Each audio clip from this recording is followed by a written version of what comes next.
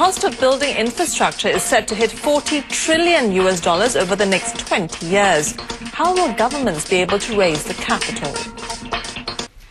Asia's policymakers are now facing the complex task of keeping capital within their boundaries, and the key to doing this could be in infrastructure spending through public-private partnerships.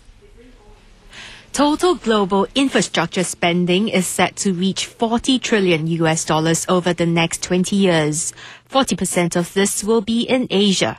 Governments will not be able to provide all the capital needed to develop their infrastructure.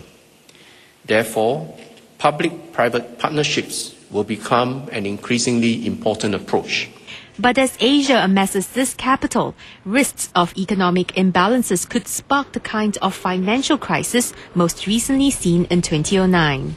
Because of what happened in the US and Europe, there will be massive capital inflows maybe coming to the regions, but it's also creating fluctuations up and down because these are short-term capital and so on. So it is in this perspective, policymakers in the regions have to see how regional cooperations can be set in such that all these capital flows can be beneficial, can be meaningful for their infrastructure development.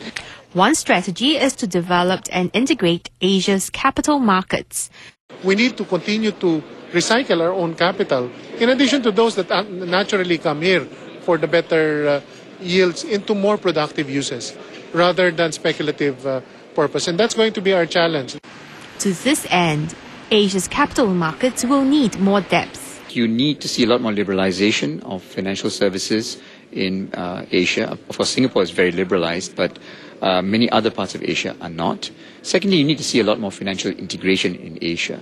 Don't forget, the United States and Europe are huge markets. And when you have that kind of scale, you can offer very compelling, very attractively priced products because you can leverage off scale. For now, the ASEAN Economic Community is expected to accelerate the creation of a single market. This is targeted for 2015.